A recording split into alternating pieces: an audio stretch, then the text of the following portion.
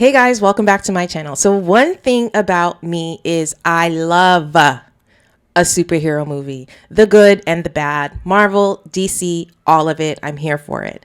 And I'm just so excited because tomorrow drops the 36th movie within the MCU, the Marvel Cinematic Universe, and it is called Thunderbolts. So I wanted to come on here to talk about the characters, where they come from, and what to watch before you head into the theaters. Let's go. Okay, boom.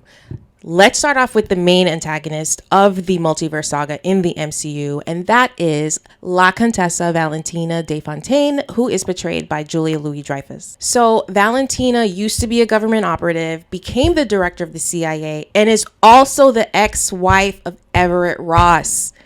What? And she's the one pulling the strings. So we see her in 2021's The Falcon and the Winter Soldier, in which she recruits John Walker, who is the new Captain America after Sam gave up the shield.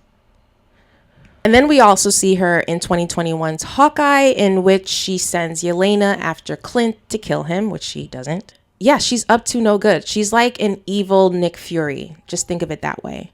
But definitely check out those two shows to see her backstory, or at least find out a little bit about her. Next up, we have what seems to be the main protagonist of the Thunderbolts, and that is the one and only Yelena Belova, and she's portrayed by actress Florence Pugh.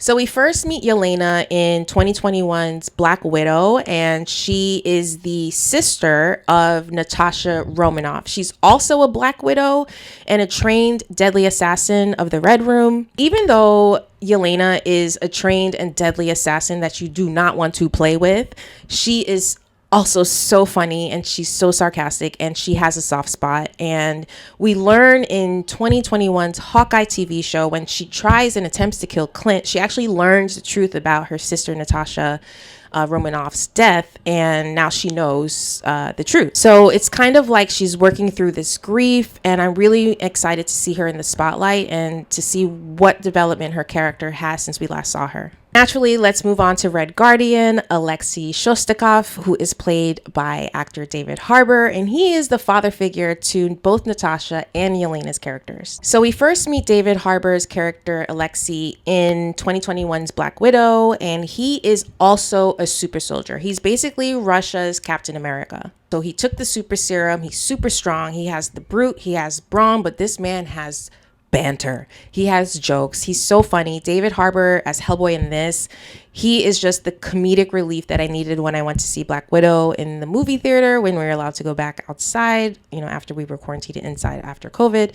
But yeah, the comedic relief he's going to bring to Thunderbolts, like, I am so ready for it. But also I want to know more about his character, and how does he feel after Natasha's death, and what is going to unfold when he sees Yelena again, because they both are going through grief of losing someone they cared about a lot. So Black Widow is a key movie, obviously, because we meet Yelena, we meet Red Guardian, and we also meet Taskmaster, who is revealed to be Antonio Dreykov, and she's portrayed by actress Olga Kurylenko. I hope I said that okay. He is a silent but deadly assassin that has been brainwashed by her own father.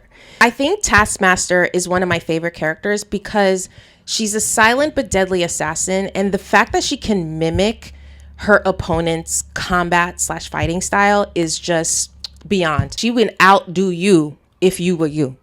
I'm excited to see how you go from brainwashed assassin, which Bucky went through, to now no longer under the mind control of your own father, who is using you in this way.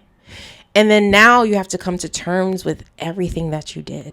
So maybe Taskmaster's arc in Thunderbolts is one of redemption. We'll see. Speaking of brainwashed assassins, we have to talk about Bucky Barnes, one of the OGs.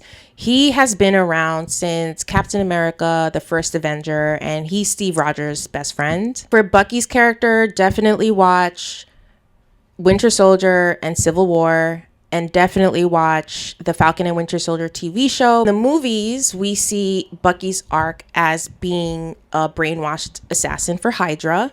And then in Falcon and Winter Soldier TV show, we see him in therapy, like every man should be, by the way.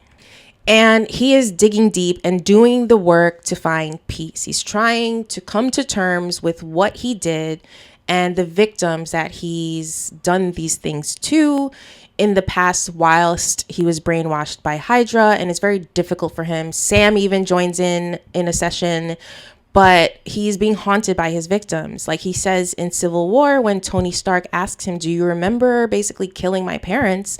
And Bucky replies to him and says, I remember everything. So he's being haunted by all of his victims. And now we see he's a congressman, as shown in Captain America Brave New World. So he is in his redemption arc as well. And he's trying to find a new sense of purpose and kind of redeem his dark past. Like, this man has been through it.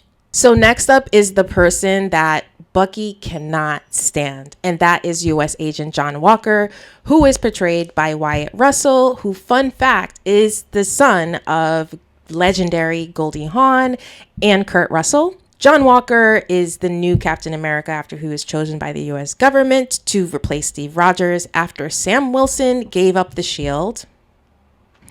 And Bucky's not a fan because he doesn't believe that John Walker deserves the shield. And John Walker proves him right because he executes a man in broad daylight with the shield. And then there's a shot of him holding the shield and there's blood all over it. And he basically loses it after all of that. So it's going to be interesting to see, one, where is his head at now? And two, what is his dynamic with Bucky going to be in the movie? I'm not a big fan of John Walker, and I kind of know, like, if he were a person IRL, who he would vote for, if you know what I'm saying. And like I said earlier in the video, in Falcon and Winter Soldier TV show, Valentina recruits him to be part of the Thunderbolts. And that's basically where we're left off with John Walker. It's been like 4 years since we've seen him. So yeah, going to be super interesting. And last, we have Ghost, aka Ava Starr, who was introduced to us in Ant-Man and the Wasp, was dropped in 2018. She's portrayed by Hannah John-Kamen. I really like Ghost because she has actual power. She's a phase-shifting assassin who fights at lightning speed, but she has a lot of quantum instability, and that's basically what she's trying to overcome in Ant-Man and the Wasp. And we learn her tragic backstory in the movie, and then we also learn that she's really not a villain. She's just trying to survive and get her powers under control because it's literally killing her. So she's desperate. Imagine like you're so sick and you don't know what else to do that you'll John Q anybody because you just need to get better.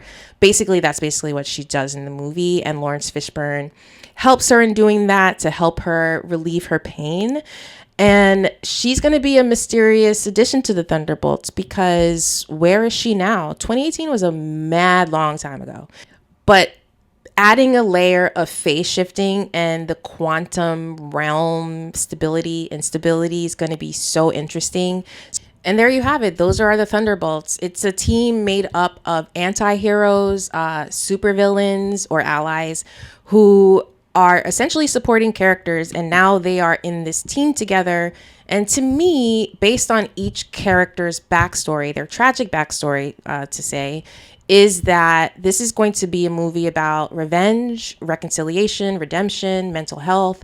And I'm excited to see how each of these characters evolve and where this movie and this story takes us moving forward within the MCU.